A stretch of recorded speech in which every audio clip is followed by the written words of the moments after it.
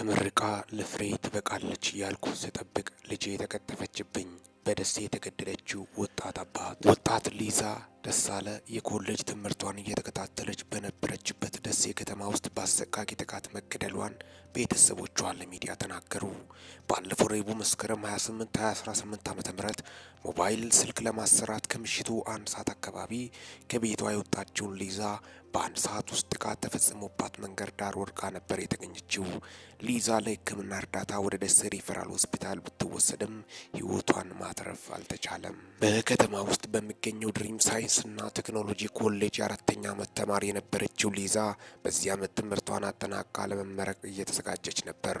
አባቷ መምህር ደሳለ ለፍሬ ትበቃለች ብሎ በጉጉት ሲጠብቋት የነበረችው ልጃቸው በአሰቃቂ ጥቃት እጅጉን እንዳሳዘናቸው ገልጸዋል።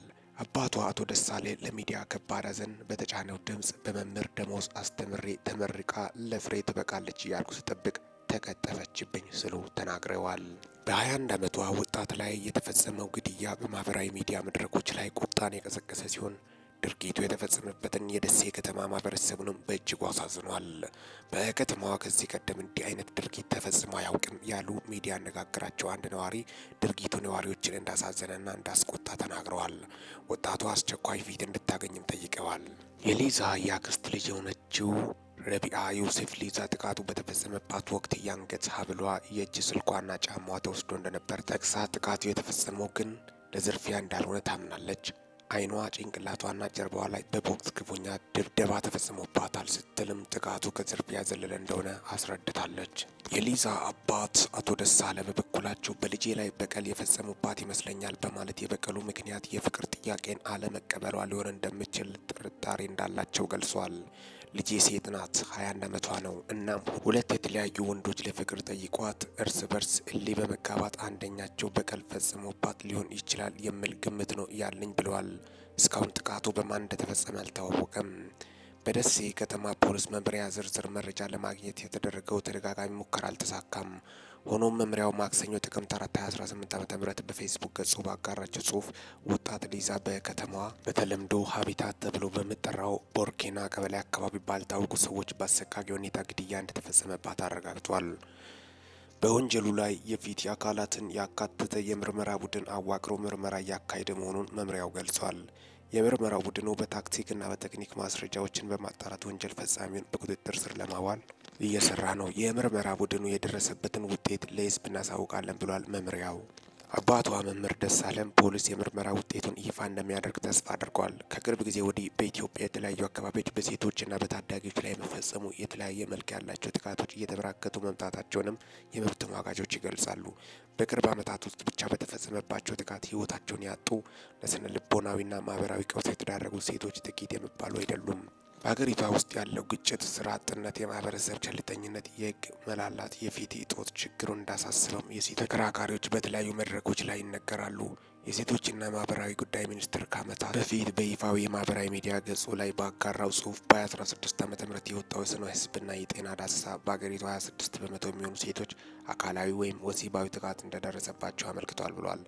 እነዚህ ጥቃቶች የተለያዩ መልክ ያላቸው ሲሆኑ በዋናነት በአካላዊ፣ በወሲባዊና በስነ ልቦናዊ፣ በኢኮኖሚያዊ ጥቃቶች የሚገለጡ ናቸው። የቅርብ ዘመዷ ብቻ ሳይሆን የሊዛ ጓደኛ የሆነችው ረቢኢ ዮሴፍ ለዚህ ስልክ ለማሰራት አመሻሽ ላይ ወደ ሞባይል ጥገና ቤት ሄዳ ስልኳን አሰርታ ወደ ጓደኛዋ ቤት በማምራት ላይ ያለች ጥቃቱ እንደተፈጸመባት ለሚዲያ ገልጻለች። ረቢኢ እንደምትለው ሟች ሊዛ ጥቃቱ ሳይደርስባት በፊት ለጓደኛዋ ደውላላት ስለነበር ጥቃቱ ወደ ተፈጸመበት ስፍራ ቀድማ የደረሰችው ጓደኛዋ ነበረች። ሊዛ ጥቃቱ ከተፈጸመባት በኋላ ወደ ደሴ ሪፈራል ሆስፒታል ተወስዳ የሕክምና እርዳታ ቢደረግላትም ሕይወቷ ልተርፍ እንዳልቻለ ገልጻለች። ከጥቃቱ በኋላ አልፎ አልፎ የድንጋጤ የመርበትበት ስሜት ታሳይ ነበር። እስትንፋሷ ነበረች። በህይወት ትተርፋለች ብለን ብንጠብቅም በዚያው ዕለት ሌሊት አርፋለች ብላለች ረቢኢ። በጥቃቱ የምጠረጥራቸው ሰዎች ባይኖሩም ጥቃቱ የተፈጸመው ለተራ ዘረፋ ወይም በአጋጣሚ እንዳልሆነ ትናገራለች። ለምርመራ ይረዳሉ የተባሉ መረጃዎችንም ለፖሊስ መስጠታቸውን የገለጸችው ረቢኢ ፖሊስን ምርመራ ሊያደናቅፍ ይችላል በሚል ዝርዝር መረጃዎችን ከመናገር ተቆጥባለች። ቤተሰቦቿ እንደሚሉት ሊዛ ባለፉት 3 ዓመታት ደሴ ከተማ ውስጥ ስትኖር ጥቃትም ሆነ ለጥቃት የሚያሰጋ ነገር ገጥሟት አያውቅም። እንደ ወላጅ የምናወራቸው ነገሮች አሉ። ትምህርቷን ጨርሳ ወደ ትዳር ህይወት እንደምትገባ እንጂ እንደዚህ አይነት ስጋት እንዳለባት ነግራኝ አታውቅም ብለዋል። አባቱ አቶ ደሳለ የደሴ ከተማ ፖሊስ ምርመራውን አጠናቆ ለልጃቸው ፊት እንደሚያስገኙ ተስፋ አድርገዋል። እስካሁን ፖሊስ እያደረገ ባለው ጥረትም ደስተኛ መሆናቸውን መምህር ደሳለ ገልጿል። ሊዛ ተወልዳ ያደገችው በሰሜን ወሎ ዞን ቆቦ ከተማ ሲሆን ከ4 ዓመት በፊት የዩኒቨርሲቲ መግቢያ ውጤት አስመዝግባ ሰላሌ ዩኒቨርሲቲ ተመድባ ነበር። ሆኖም ሰላሌ ዩኒቨርሲቲ በቤተሰቦቿ ከሚኖሩባት ከተማ የሚርቅ በመሆኑ የዩኒቨርሲቲ ትምህርቷን አቋርጣ ደሴ ከተማ ውስጥ በሚገኘው ድሪም ሳይንስና ቴክኖሎጂ ኮሌጅ የፋርማሲ ትምህርቷን እየተከታተለች ባለችበት ወቅት ነበር ለህልፈት ያበቃት ጥቃት የተፈጸመባት። ሊዛ ከታላቂቷ ጋር የጋራ ህልም ነበራት።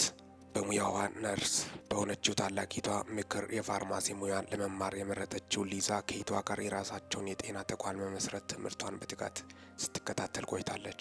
የጸጥታ ችግር በተደጋጋሚ በሚከሰቱባት ቆቦ ከተማ በመምህርነት እያገለገሉ ያሉት አባቷ አቶ ደሳለ ሞላም ከሚያገኙት የተጣራ 8000 ብር ወራዊ ደሞዝ ግማሹ ለልጃቸው በመመደብ ላለፉት 3 ዓመታት ሲያስተምሯት ቆይተዋል። ልጃቸው በዚህ ዓመት ትምህርቷን አጠናቃ ሊያስመርቋት በጉጉት እየተጠባበቁ ነበር።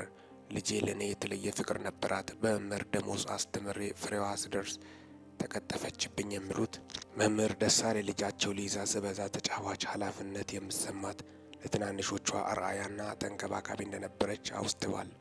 ያልጠበቁትና አስደንጋጭ ሐዘን እንዳጋጠማቸው የገለጹት መምህር ደሳሌ ቤተሰባቸው በከፍተኛ ድንጋጤና በቀላሉ የማይወጣው ሐዘን ውስጥ መሆኑን ገልጸዋል። ባለቤቴ ሐዘኗ ብርቱ ነው። ከቀኑ 8 ሰዓት ከሊዛ ጋር ተደዋውሎ መርዶ የመጣባት ማታ ነው። የእርሷ ነገር ከባድ ነው። ምናልባት ፖሊስ በምርመራው የልጃችንን ገዳዮች ለፊት የሚያቀርቡልን ከሆነ በመጠኑ እንጽናና ይሆናል ብለዋል። እጅግ ልብ ሰባሪ ክስተት ነው የተከሰተው ማለትም ነው። ሴት ልጅ ላይ እየደረሰ ያለው ጥቃት የበርካቶችን ልብ የሰበረ ነው። ስንቱን ሜዳ ያስቀረ በጣም በሚያሳዝን ሁኔታ በጣም ልብ ሰባሪ ነው የዚች ልጅ ህልፈት የመጨረሻ። በተለይ ደግሞ የቤተሰብ ነገር በጣም ልብ ይሰብራል። ቤተሰቦቿ እየተጠባበቁ ባሉበት ሰዓት ህይወቷ ማለፉ ለቤተሰቦቿ ከፍተኛ ሐዘንና ጭንቀት በአሁኑ ሰዓት እንግዲህ በቀላሉ ከውስጣቸው አይወጣም። በጣም ከባድና አስቸጋሪ ጊዜያት እያሳለፉ እንደሚገኙ ጭምርም የወጡት መረጃዎችን በማስመልከት ልብ ሰባሪ ነው። ፊት ለዚች ምስኪን ልጅ ያለምንም ጥፋቷ ለሞተችው በጣም በሚያሳዝንና ልብ በመሰብር መልኩ ህይወቷ ላለፈችው ለዚች ወጣት ማንም ቢሆን ለፊት መቆም እንዳለበት ጭምርም ነው። ይህን የወጡት መረጃዎች እጅግ ልብ ሰባሪና አሳዛኝ መረጃን በማስመልከትም ነው ለእናንተ ይዤላችሁ መጣሁት። አብሬያቸው ቆየሁት። ሚኪ ነኝ ከሚኪ ታቦር። ይህንን ቻናል ሰብስክራይብ በማድረግ ወቅታዊና ታማኒ እንዲሁም ልደመጠው የሚገቡ መረጃዎችን ያገኙ። ለእሳታት ያሉኝ መረጃዎች ይመስላሉ። በወቅታዊነት አጭር እንዲሁም ሚዛናዊ መረጃዎች እስከምንገናኝ ድረስ በያላችሁበት ዓለም ክፍል ሰላም ያቆያችሁ። አዳዲስ መረጃዎች ሲገኙ ለእናንተ ምናቀርብላችሁ ይሆናል። ሰላም ቆዩልኝ።